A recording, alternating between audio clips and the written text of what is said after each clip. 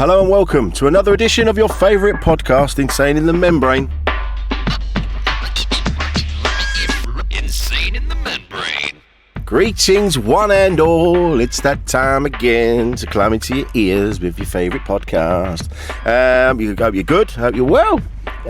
What's been happening? I'll tell you in a minute. I'll have a think. I'll tell you what's been happening in a moment after I've done this. Now, what we want you to do, before we get into the rest of it, we would like you to become a patron. Now, what that means is you bung us a couple of quid a month. And it's only a couple of quid, it's not that much.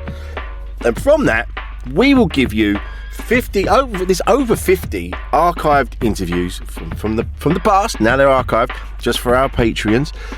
You get early access to our filmed interviews, including the episode that you're about to listen to. That's what we're doing now, we're videoing them. So yeah, you can actually see us, see what we're getting up to.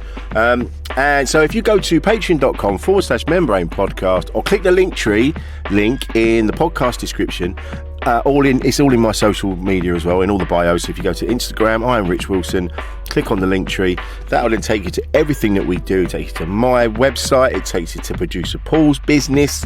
It's all up there. Click on the Linktree, and you become a patron, and that just helps us keep this going. That's all we want. A couple of quid just to keep this thing on the road. If you do that for us, that would be wonderful. We've got other wonderful things coming up in the future as well, but for the minute, you get over 50 archive interviews, you get early access to our filmed interviews, including this episode, and you get to be part of a wonderful team. Come on, do it. Become a Patreon. So go to patreon.com/membrane podcast or click the link tree in this podcast description or my socials. Thank you. That's the admin done. So what's been happening? Well, I've been running around like an idiot, as usual, doing the gigs. I did a lovely gig last night in Slough, Maidenhead Way, and it was lovely in Northern Farm Arts Centre. Really lovely, good fun, good getting ready for Edinburgh, getting prepared for that. So that's nice. What's happening? The gigs are going well. Boris Johnson has resigned. There you go. Boris Johnson's resigned. I mean, bloody hell. I don't know. Let's not get political. Doesn't matter. Do you know what? Doesn't matter. It's happened. That's happening. That's a separate thing. Let's just stick to the script, shall we? Let's stick to this, eh? Insane in the Membrane. Well, I mean, I love doing this podcast. I do. Every single episode, I learn something new from the guest that's on. And this week, I spoke to my mate, Javier Jarquin. Now, he's a New Zealand comic, and it was great to talk to him about his heritage, actually. I didn't really know that lot about him. Didn't know where he was from and where he was at. We had a really good chat, and it got quite emotional, actually, in this one. Because we were talking about how since becoming parents, it just kind of knocks the lid off your emotions and anything kind of sets you off. And have a listen to this one, because it's sort of halfway through, Javier kind of was overcome. We were talking about something, and it just got the better of him, and it was a really beautiful moment. And I'm like, I'd rather be that. We talk about that. I'd rather be like that than closed off and shut down. A good cry, man, really sorts you out, and you'll hear what we talk about in this interview. So listen, let's stop mucking around. All right, let's get on with it in a minute.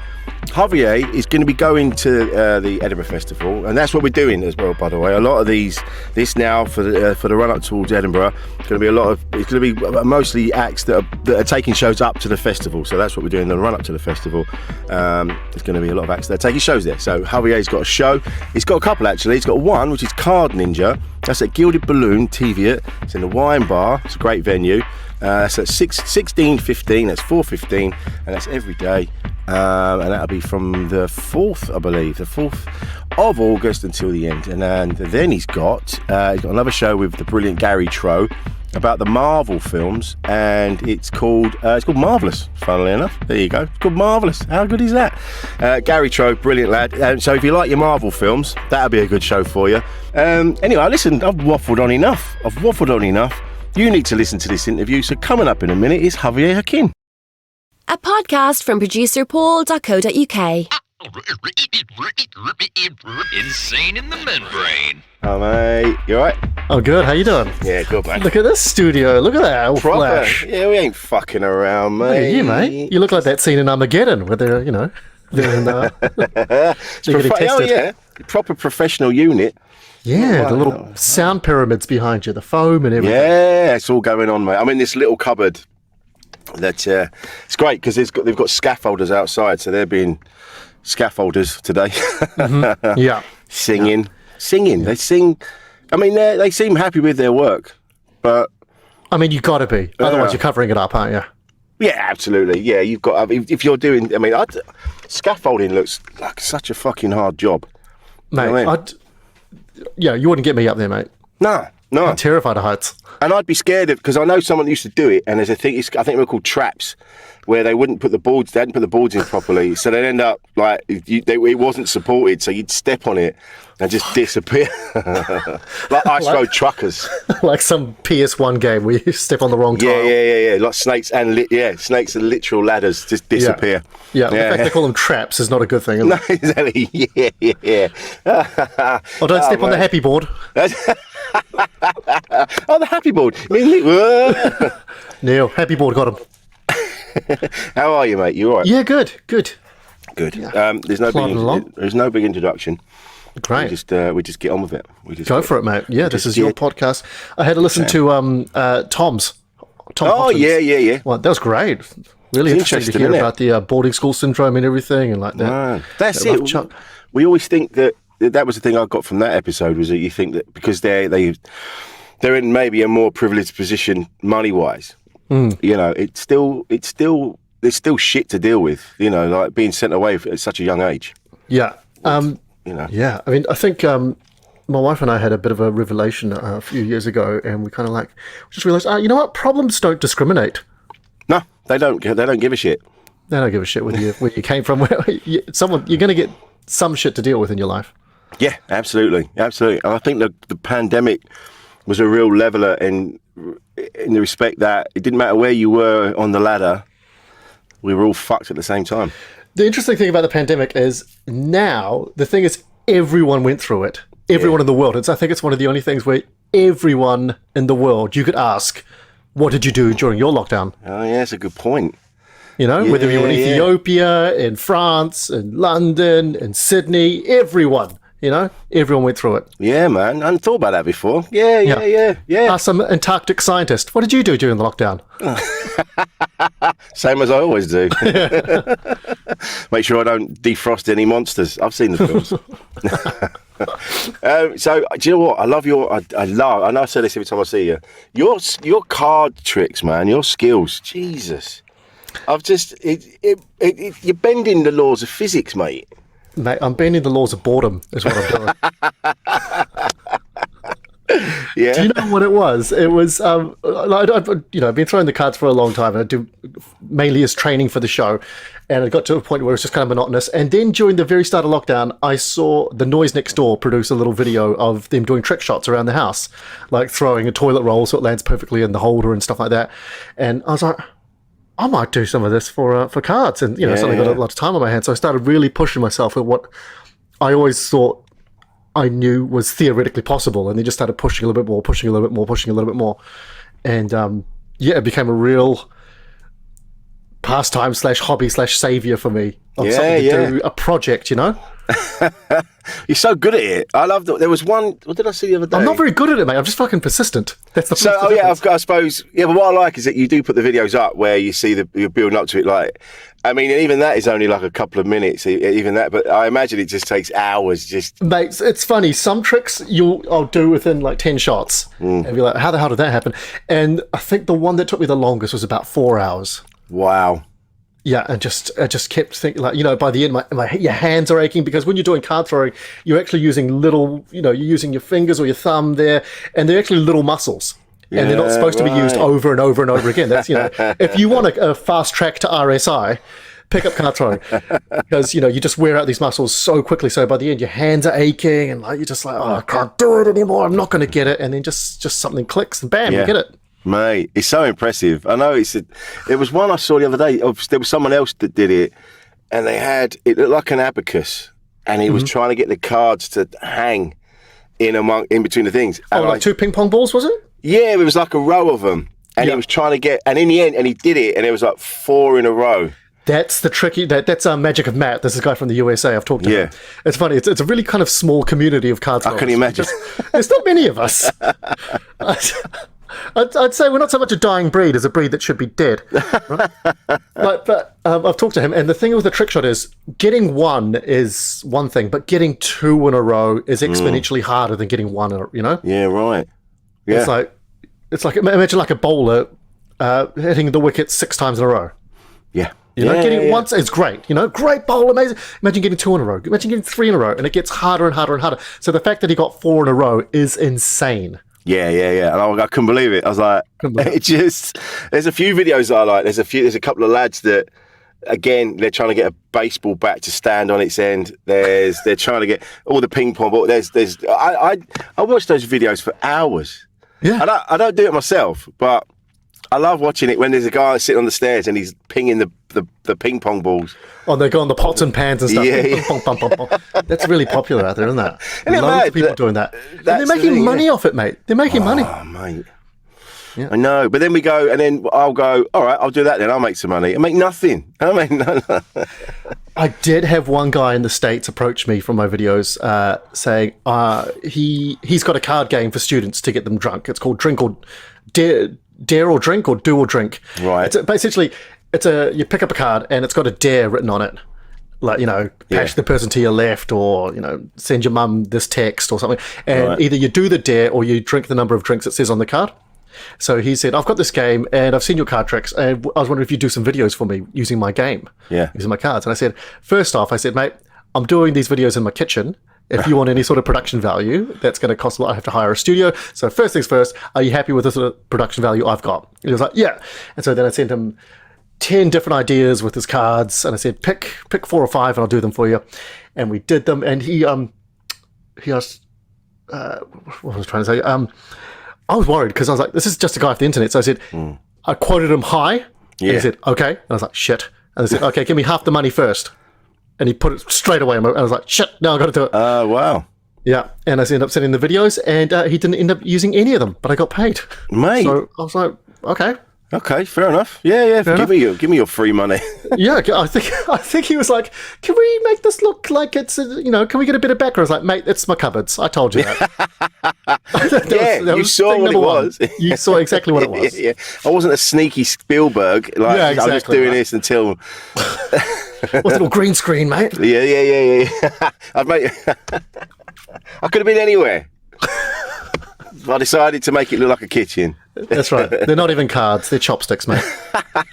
But you're a parent now. Is that right? I'm a parent. I've got a 4-year-old, soon to be 5-year-old daughter, and it's life changing. It's like you're a parent. You know what it's like. Yeah, man. Yeah. Changes. Well, your life is all about the child. It so is, and everyone tells you, you're going to lose sleep, you're going to, it's going to be chaos, you're going to be doing this over and over again. No one tells you, I don't know if it's just me, but how it must have unlocked some emotional keystone in me, because ever since I've had a kid, I just get so emotional about the smallest things. Oh, yeah.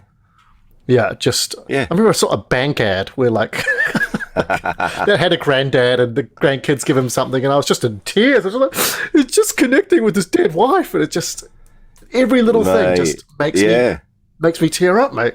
Dude, I blubber everything. I watched what's it called? Is it Christmas? It was called The Holiday, that's it. Which is not a great film, but I was crying my eyes out. Cameron Diaz knows how to cry through the love of Jude Law, while simultaneously Kate Winslet is finding new appreciation from Jack Black. Oh yeah, I've heard of it.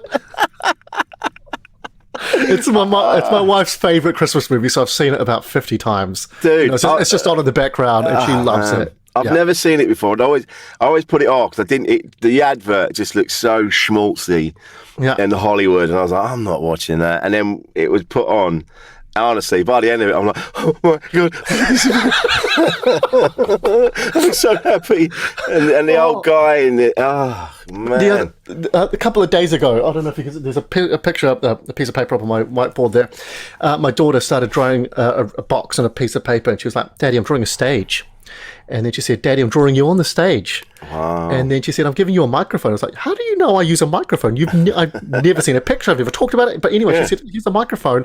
And she drew some chairs. She said, I'm going to draw some people in the audience. What? And she drew some people, and one of them was frowning, but that's okay. She's nailed it. Yeah, she nailed it, mate. This is like Edinburgh. There's always someone frowning. Yeah, and then she folded it up and gave it. And she said, "You can take this and go show your friends at work if you want." And I was just like, "Oh, darling, this is the most beautiful thing." It just ruined me, mate. Ruined me. Mate, I cry all the time. Watch it. I can't watch Up because that kills me. The beginning of Up kills me. Can't watch it. Can't watch it. I'm tearing up just remembering it. Oh man, just a little. I've said this a few times on here. Just a bit when they're at the beginning, when they're getting older, and then they go to walk up the hill, and she can't. You have to go back down and help her. Oh, my heart just kills me, man. Oof. Yeah. So no, yeah, it's great having a daughter, and all the emotions that come with it. Yeah, man. It's nice, but isn't it nice to know that you have that in you, that you're not just a cold-hearted piece of shit. Yeah, right. Like, the real unresolved trauma was in us all along. Yeah. And I don't know what it comes from, because well, clearly it's always been there, but just like having a daughter, being a parent, being vulnerable, and I think it's something maybe as well about having a girl. It's Right. just, I think it might be a little bit different to having a boy. I don't know. I've only had a girl, but it's just very sweet and pure, and I love her to bits. Yeah, of course. Yeah. Do you know, it's funny being, I know now it's different, but when I was growing up, and it was always, you were told to respect women and protect women. I mean, I know that now it's different. Obviously, women can stand on their own 2 feet and sort themselves out, but there is still that need to protect. And do you know what I mean? It's a weird thing. Yeah. And if women listen to this, it's like, I don't mean you can't. Of course, deal with things yourself. The way I've been brought up is just that there's a need to kind of, like in all the films, it's all right, take back, stand back, I'll take care of this. It's that, it's just in you. I don't know why. It's in you. But, counter to that, I'm also teaching her, like, we use words like strong and like, you're brave, and we try to not dwell on like, oh, look how pretty this is, or look how, like, I want strong. So, anytime she picks herself up, I'm like, yeah, brave girl, strong girl, aren't you? Yeah, you're a tough girl, aren't you? Yeah. Really get that.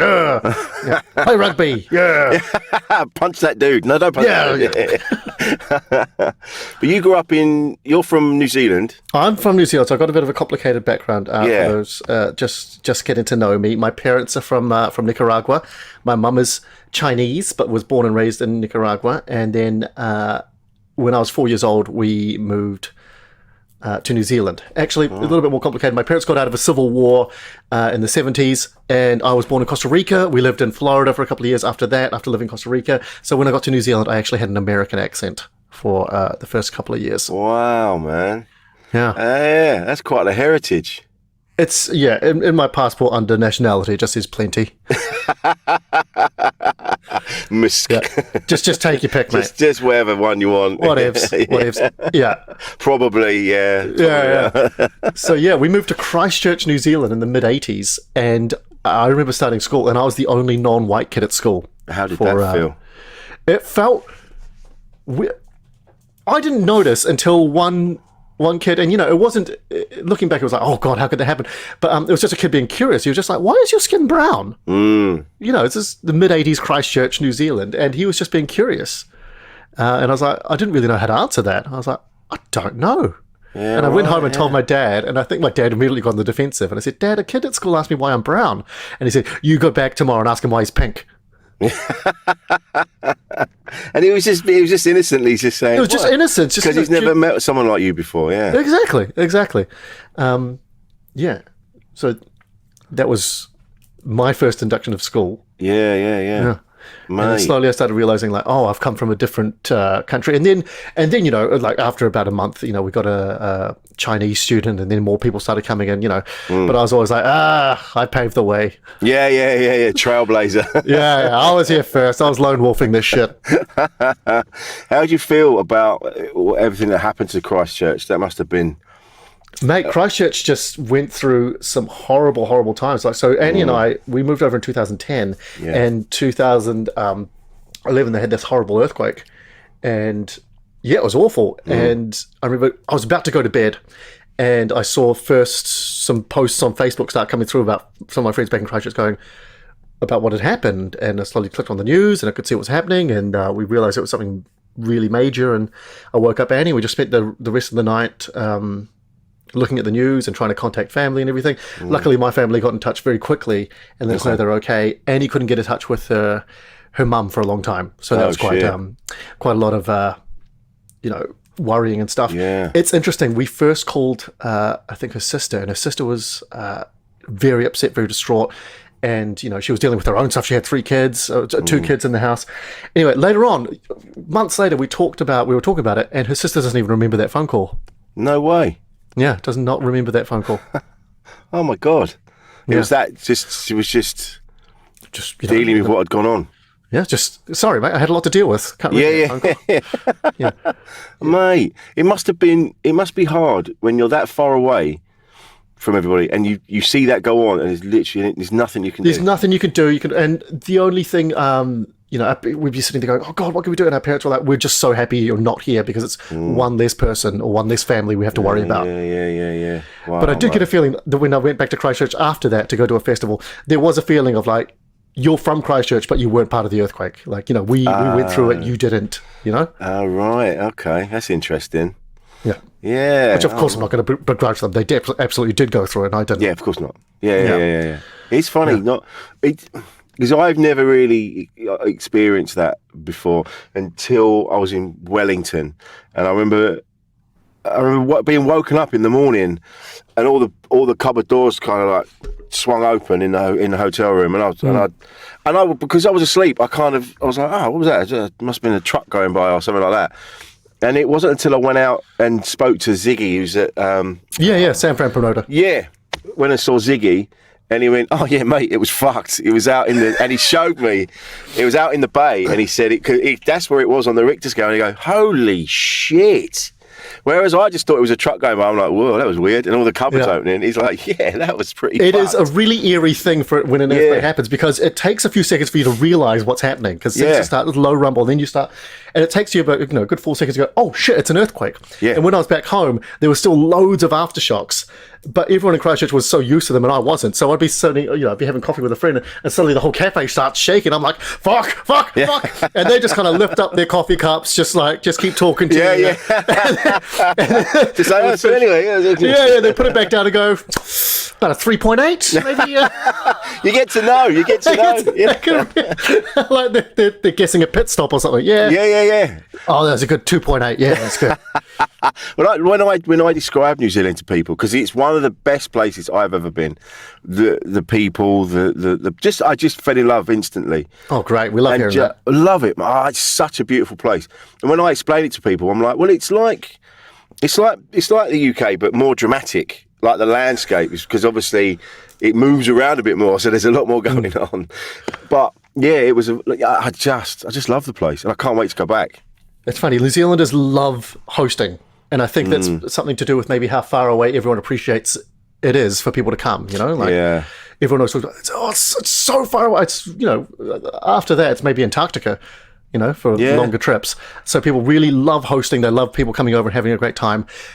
But the people themselves are very stoic, very tall poppy syndrome going on. New Zealand actually has, for a long time, it had the highest rate of youth suicide in the world. Oh, shit. So, it's beautiful. And, there's this image that New Zealand projects, which is clean, green, inclusive, beautiful, extreme, thrill-seeking. But there are a lot of problems. And mental health is, really one of the forefront problems of New Zealand. I remember there was a lot of talk about domestic violence.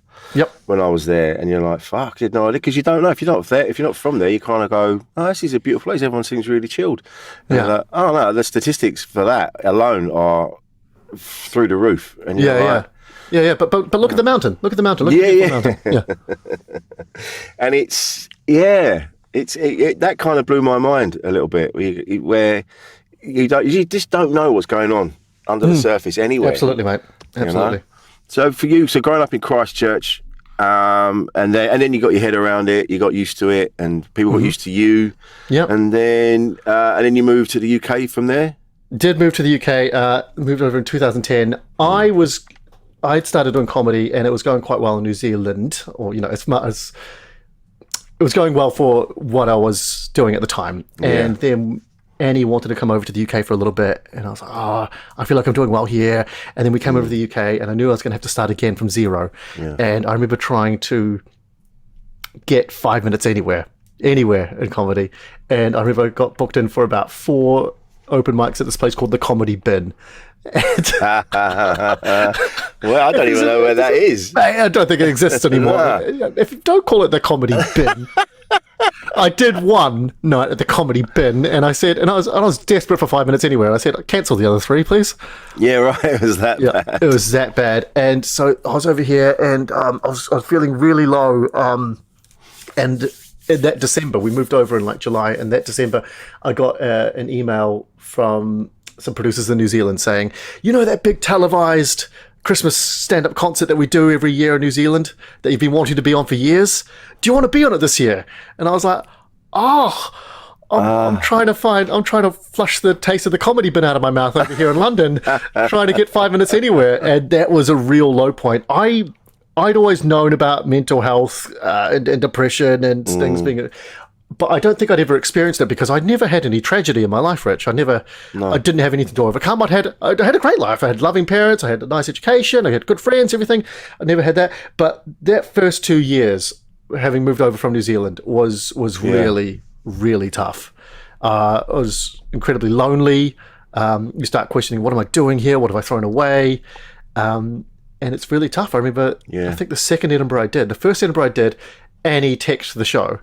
So we were up there together for the whole Edinburgh. We just moved over. Nice. But the second one, I went up by myself. And, I'd only met a couple of comedians at one point.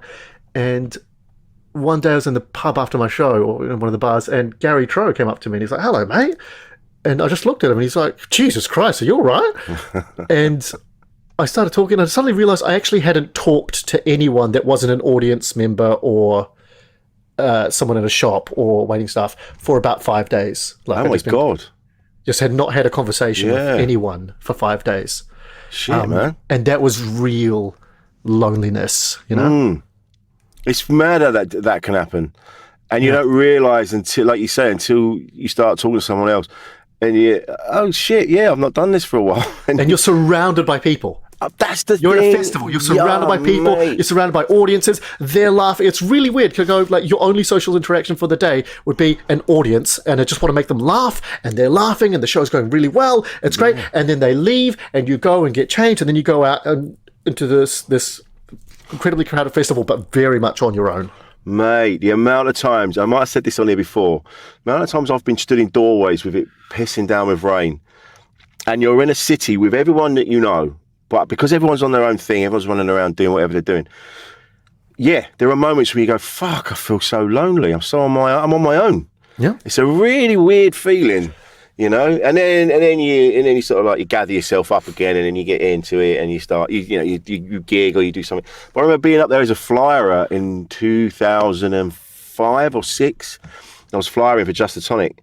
And I hadn't been in comedy very long. I'd only been in comedy a couple of years, so nobody really knew who I was.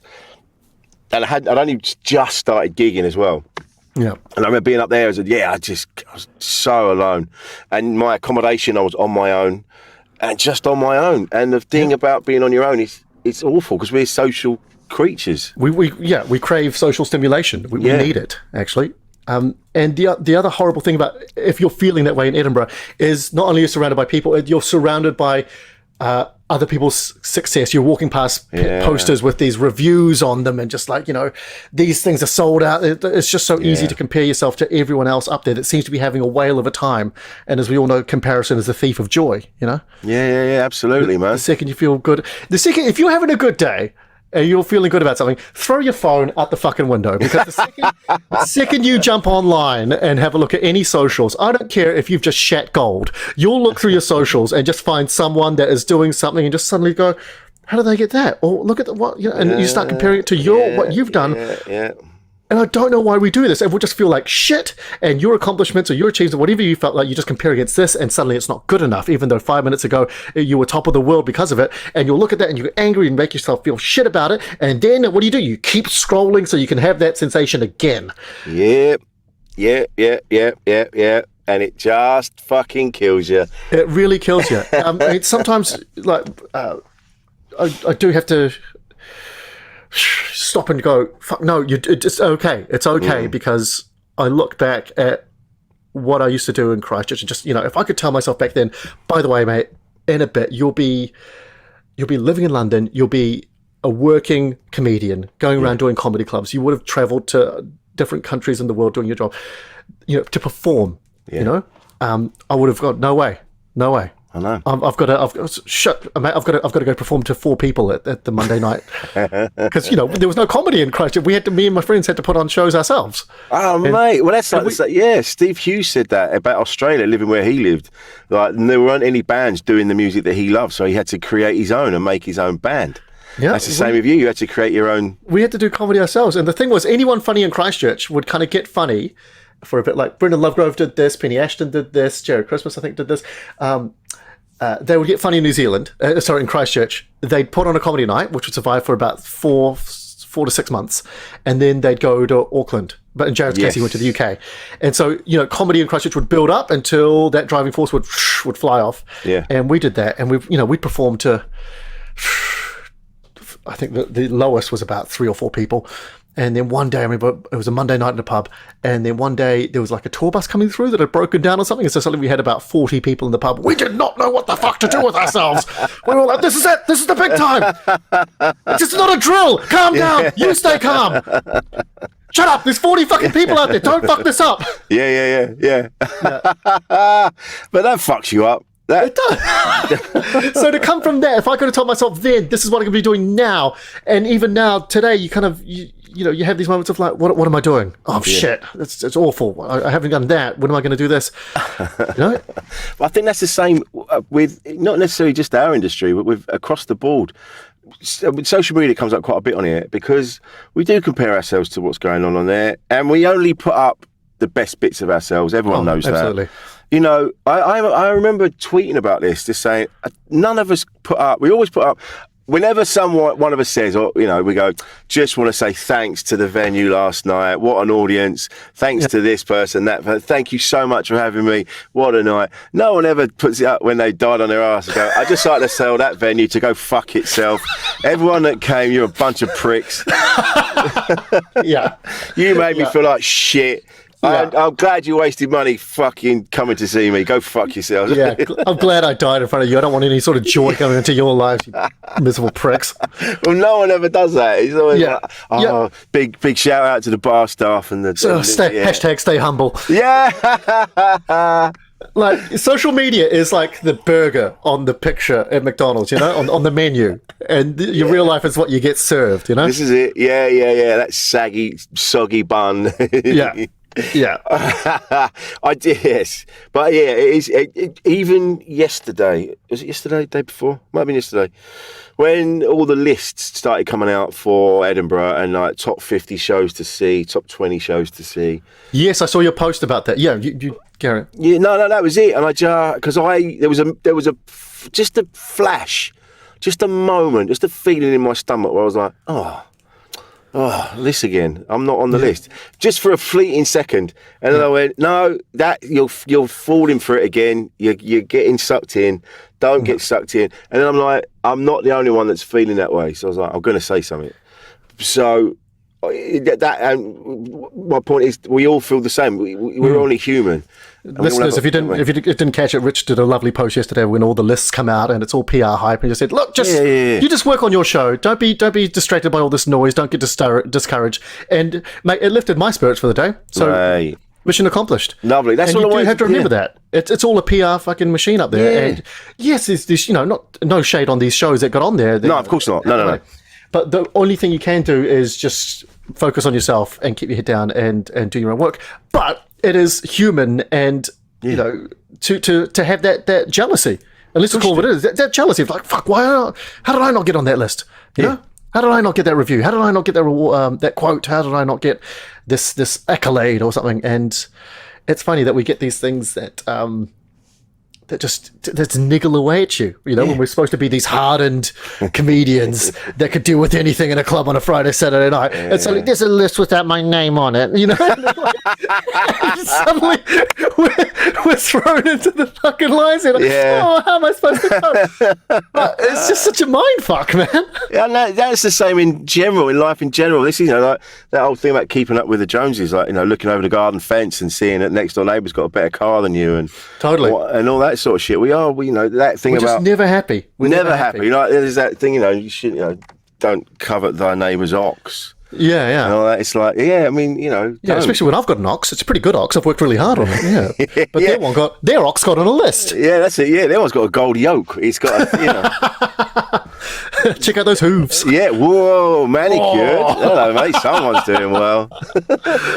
And it's a constant balance, because sometimes you can justify it to yourself. Sometimes going, well, that just means I've got ambition, I've got drive, and I've got initiative, you know, and I don't want to settle. But at the same time, you know, stop and smell the roses. And that's something I've been trying to tell myself for the last, say, 5 years. Stop and smell the roses. Appreciate what you're doing. I had a hard last couple of months. My wife was away for most of the months on business trips and stuff. Right. And I felt a little bit like I'd been quite stagnant in my work. I was, you know, parenting on my own, which is always exhausting as well on top of that. And I was just having a chat to my dad about like, I'm not feeling 100%. And he was like, don't stop now. And he said something he'd never said. And he was like, you owe it to yourself for all the work you've put in up until now to just keep going and work through it. Yeah. You don't owe it to your wife. You don't owe it to, you know, well, of course, sorry. Yeah, you can go down the cliff. You owe it to your family, you owe it to your parents, you owe it to society. But he never said, you know what, you owe it to yourself. Everything you've done up till now, every graft, every long drive in the car, every time you've got up for a gig, you're like, I'm not sure about doing that. Every time you've grafted away trying to do a new joke, or, you know, slogged yourself through a festival, all that you owe it to yourself. Yeah. For all that previous stuff you've done. Yeah. And that was probably the most uplifting thing I'd heard from my dad in 37, 39 years. But it's true. Everything you've done has got you to the point where you're at now. Every fuck up, every plan that you pulled off, everything is where it's got you where you're at now. And you have to take a moment, like you said, to kind of go, yeah, cool, all right, there's food in the cupboards. All right, I could do with a bit more money, but you know that comes and goes. And then the kids are well, wife's good, marriage is fine. Yeah, but it's hard. It is hard, because I'm guilty of doing that. I'll be lying on my bed going, oh, for fuck's sake, why haven't I got this? Why haven't I got that? Failing to look around the fact that, one, I've got a roof over my head. I'm surrounded by stuff. I've got. I'm doing all right. As I tossed and turned in my king size bed. It's the thing, mate. It's. Do you know what's funny? Like, we talk about mental health and everything, and anytime, we always say, if there's a mate, if there's someone you know that's struggling, you will be gushing with forgiveness and understanding and kindness. You know, you'll be like, mate, take the time you need. I'm here for if you want to talk. Anything. Take time off work on yourself. But the second it's about you are so hard on yourself. We are hard on ourselves. Oh God, yeah. You know, you'll have all the time in the world for a mate. And the second you're like, do I need to work on myself? You got no time for that. No time. You're like, no, I've got to tough this through. I've got to work through it. Feels selfish as well, almost. Doesn't it? Yeah, I mean, when you put yourself first, you kind of, I don't know, it just feels odd. It's like, we're not used to it. No.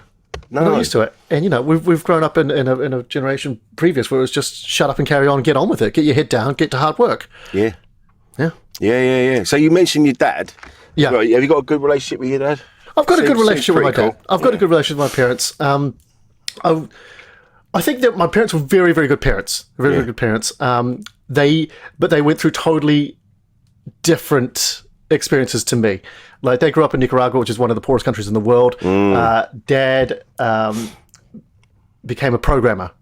Right. So that's how he got, he got a good qualification there. But before that, there was an earthquake in their city that destroyed the city. They're just waking up in the middle of the night. Their house was like literally everything was down. Wow. Mum and dad spent the night like ferrying people to and from hospitals and just dodging bodies in the streets and everything. It was awful. And then after that, they had a civil war that they got out of. Oh my God. So, they literally left Nicaragua under gunfire. There was a bit where they had to kind of cross from one zone, the battle zone, to the safe zone. And like they'd kind of like, they were in a group and like one would go like, run now. And one would run and then, and then my mum at that point was like holding my older sister, who was a baby at that time, like pushing it, go now. And shit. So they got out. Oh my got to God. Costa Rica.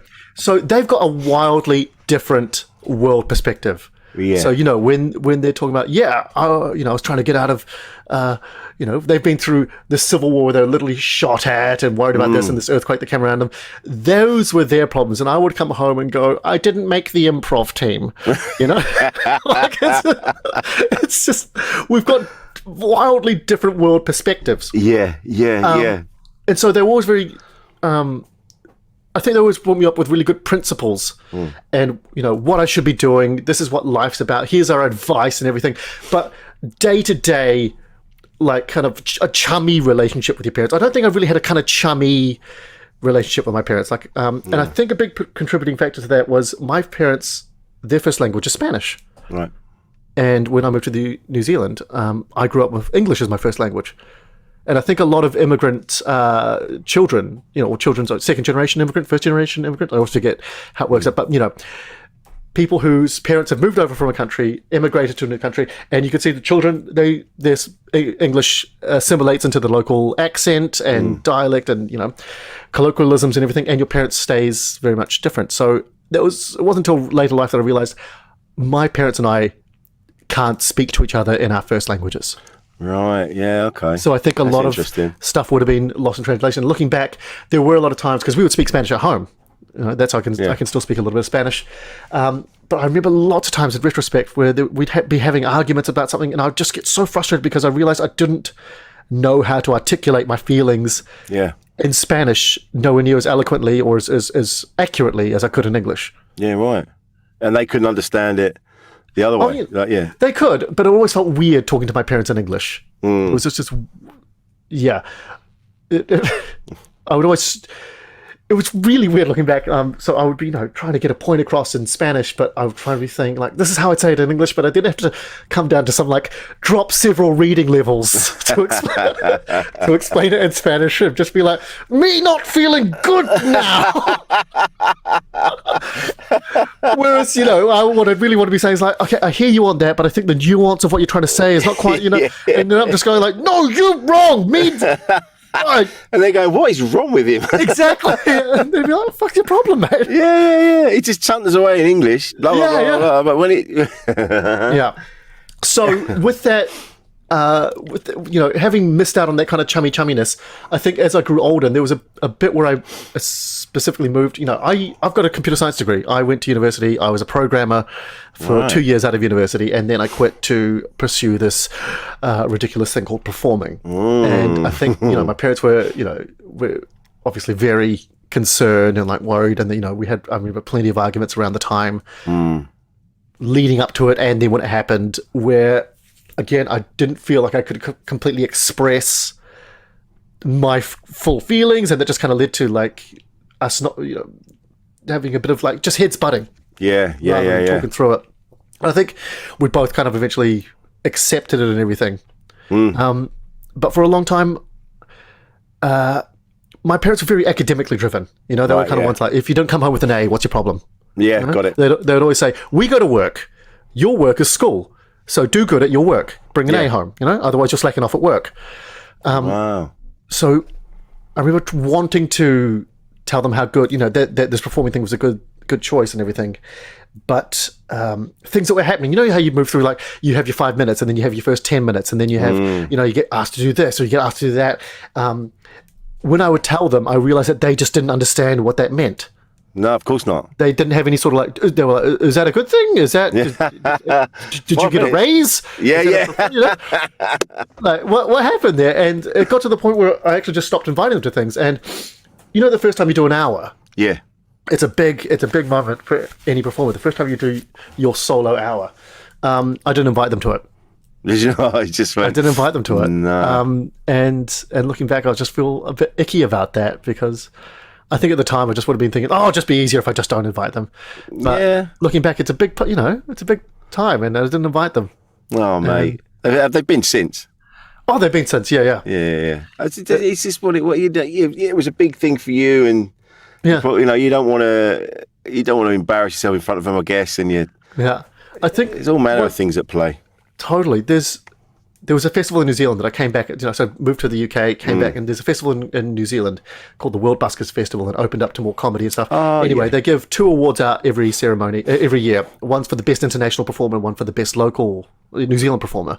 And I won the best New Zealand performer. And I think brilliant. I invited them to that, and I think it was one of the first times that I could see them really click. Like, oh, you're quite good at this. You can. Exactly, you can see this chicken behind me. It's an iron chicken. It's made by a local artist. And that's what it is. It's an iron chicken. I thought it was a giraffe. I've got to be honest. From here. Yeah. It looks like. And I got the trophy, and I came down to my parents, and my dad looked at the trophy, and the first thing he said was, "It looks like the Nando's chicken." Thanks, Dad. Cheers, Dad. Cheers, bro. We had to pop that balloon. Thanks, Dad. Yeah. Thanks, mate. It's funny with my parents. They're very supportive. Yeah. They don't understand it. My dad says they won't come and see me because they're worried about people heckling. Really? That's what he sees. He goes, I think they should be worried for the people who are heckling you. Yeah. Just come. Watch me deal with it. Yeah, exactly. But they're still like having, again, not blowing my own trumpet, but having won awards for it from New Zealand, funnily enough. Yeah. And mate, they're just giving them away in New Zealand. Yeah, they don't give a shit, do they? Evidently. I mean, we both got one. I didn't get an award like that, but it was still nice to get. But the thing is, when you won awards and you've done this, you've done that. And my mum and dad they can't, my mum's like, because it's not a proper job as they see it. And then my mum will still, every time the conversation of school comes up, bearing in mind, I've not been to school since 1988. Mm-hmm. It's always like, if you'd applied yourself, think what you could have achieved. I'm like, I've travelled the world. I'm an award-winning comedian. I've got shit going on, and I wouldn't have done this if I worked in a bank, Yeah. So how does that make you feel, mate? Like, because I think we're in the same boat here. That maybe our parents don't quite get, They're supportive, but they don't get it. And I just felt it used to really upset me. Yeah. But now I'm sort of, I go, do you know what? They're never gonna. It's more my mum than my dad. My dad's pretty, and I'm not slagging either of them off. They're both great, of course. But there's that. I remember. I've said this on here before. I remember there was a moment I was like, I'm going to do barbering just to have something, because I quite fancy being a hairdresser, being a barber, and I'm going to train to do that. And Mum was over the moon. Finally, proper job. No, as well as Mum, not just Yeah, and it's I don't know. It's just a different generation. It's a generation thing. I get it, mate. I get it, and it's not to blow smoke up your ass, but it's you, Rich Wilson, a critically acclaimed comedian, and you've got the respect of pretty much every comedian I know. You're doing this podcast, like you said, you travel the world, you're award-winning, but the person, we all come down to it. The person whose approval we want the most is our parents. Yeah. Or those closest to us, you want them to partners, say. Mate, the day that they said, my mum did say, she went, we're proud of you, right? And I nearly did. Again, it was like up all over again. I'm like, like, oof. Okay. Yeah. It is funny. Like that's anything like that, and like we're talking before about like crying anything in movies. Anything where parents will have a chat to their kids and say, like, we didn't do this or didn't do that, or just let them know we are proud of you. Just sit them down and look them in the eye and go, we are proud of you. Yeah. We appreciate what you've done. That, it just sets me off. Dude, I say it to my lads. Must be telling. Yeah. Well, I need some counselling, I think, because I'm crying. But I say to my lads all the time, and they're grown-ups now, but I still, like, my youngest is in a band, my eldest is a dancer. And I still, whenever they put videos up, I'm like, I'm so proud to be your dad. Oh, good on you, mate. And it's things like that. And you'll be the same. Like when yours get older, You have that. You're just, as long as you. I did say to them when we were growing up, I said we must always hug when we see each other, and we must always tell each other we love each other. That must never change because it's so important, and we stuck to it, man. And do you think you've passed that down from your relationship with your parents? Like, do you think you make this point of like we must hug and tell each other we love each other because it's something that you didn't feel that you had with your parents? Absolutely, yeah. They weren't very touchy-feely. You know, they provided. You know, we didn't want for anything. Yeah. We had everything we needed, but they weren't very tactile. You know, like you're all right, mate. Yeah. God, you see all emotional now. It set you off. It's good to see you, man. It's just they weren't very tactile. They did their best with what they had. Yeah. But maybe I've gone too far the other way, and I just always. I mean, and they're big lads as well. They're both like 6'1", 6'2". Yeah. And I still like come on, here, give me a hug, you. Come on, you're too big to hug your dad. Come here. They pick me up under my armpits. Yeah. Oh man, look, emotional, man. I love that. It's beautiful. Oh mate. Yeah. I told you, anything with these days, just like drop of a hat, just like, yes, I know how you feel. It's funny, isn't it? It's funny. It's been a couple of times on here. You just flick the lid off the emotions, and it's just something little. Like I did a show called The Immigrant Diaries for Sajila Kirscher, and she just asked me to do it. She was like, do you have a story about maybe being an immigrant or just anything? And I told a story, like a bit more of a long-winded story about winning this chicken and stuff. And on stage, I just started crying. I started crying in the middle of and I wasn't expecting it. And just suddenly I got to a point in the story and I just started crying. Mate. Hardcore. And And I was mate. I'm not being very funny, I'm sorry. But you know what? I'd rather be like that, the way to be that in touch with your emotions, or you go, I'll just cry at a drop of a hat. I'd rather be like that than how I used to be, just shut off and closed in and trying to be stoic and kind of no one needs to see this. No one needs to see this. Now it's just like I cried watching Liar Liar. Oh yeah, I've recently seen it, mate. Oh mate, I want to be a better dad. I want to be a better dad too. But you know what? You do feel amazing after a really good. I remember. Lean into a good cry. Lean into it. Oh mate, my God! Jesus Christ! A good old blub, just sobbing. Just emotional flush. Yes. Yeah. Get it out. It's like clearing your mental history. It's like in the browser you got too many tabs open. That's a good cry. That just shuts them all down. That's it. Yeah. Oh, everything's running a bit better now, a bit faster, a bit crisper. Yeah, and you can feel it after the rain has come. It's like out when you go outside, and you can like after a storm, and it's just there's an energy in there in the atmosphere. And there's a rainbow, Rich. There's a rainbow. And it's funny, I remember growing up when I said I'd really never had any issues until I came to the UK and I was very lonely. And then after that, I started making friends. I started getting better at comedy. And then from about, there's a good period of about good 4 years. Well, I felt really good. And then I remember one Edinburgh before I went up there, I just felt like I had all this expectation of so many things. And I had my first panic attack. I'd never had it. I'd never had one before. I was like, oh shit, they're real. They're real. And it's interesting because,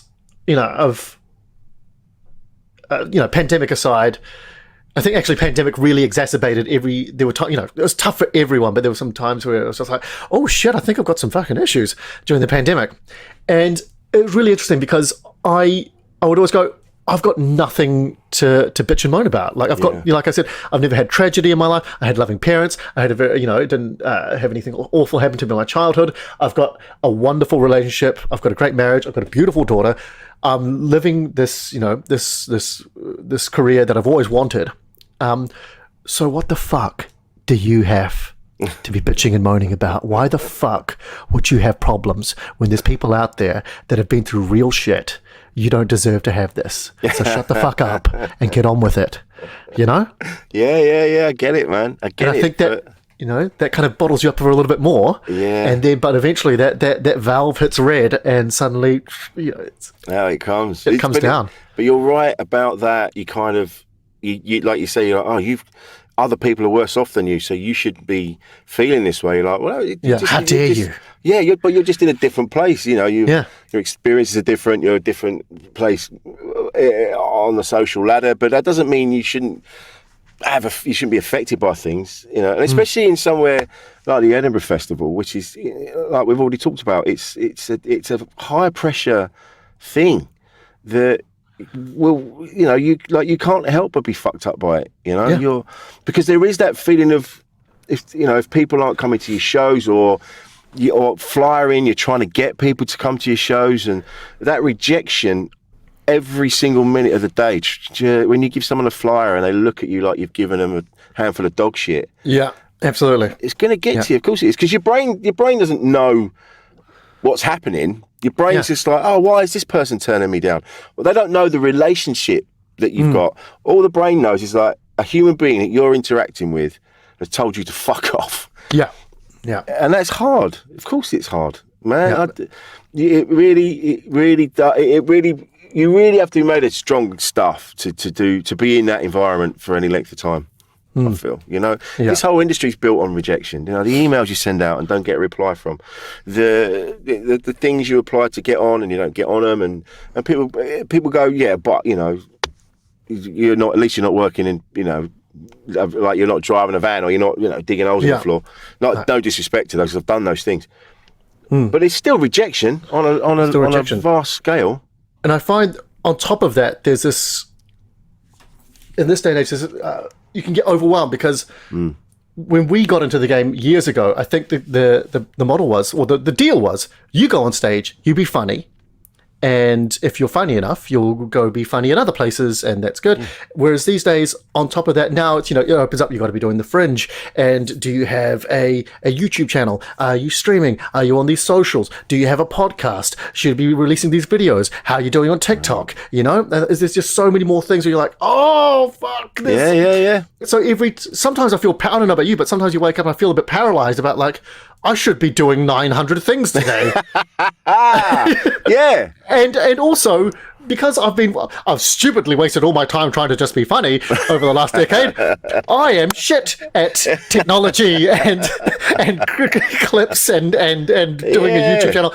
I'm surprisingly shit at it because I'm learning how to do it now. Yes. And everyone's like, you should be nailing that. And you see other people nailing that. I'm like, they were probably doing that before they started, before we realized it's a thing you should be doing. Or other people are very fast learners. Anyway, I'm just saying, on top of lots of rejection in this industry, there's also the added social psychosomatic fuck up of you should be everywhere. Yeah. You should be everywhere all the time. Everywhere all the time. And you just, and when you're not, you just feel like you've just... Then what the fuck are you doing? You failed. You failed. Look at that comedian. They're everywhere. Well, you should be there. That's what you should be doing. They're on the TV. They're on your socials. Every app you open up, their face is on a truck. They're driving by your house. You take a shit. You look at the paper. It kind of looks like their face. Like they're everywhere.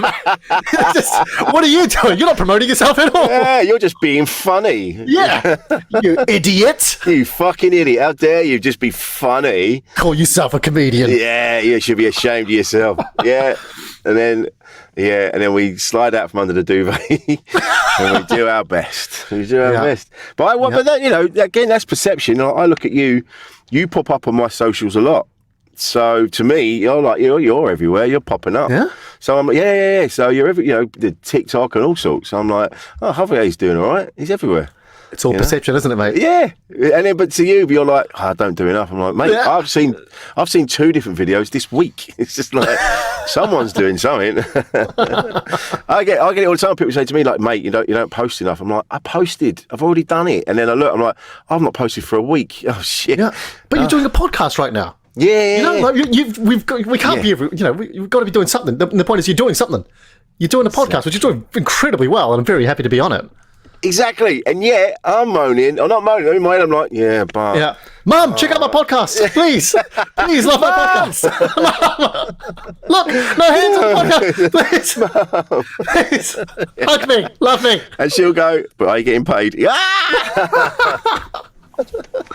Oh, mate, listen, this has been I don't get it. brilliant. Oh, hang on. Check the web. Oh, wait, shush.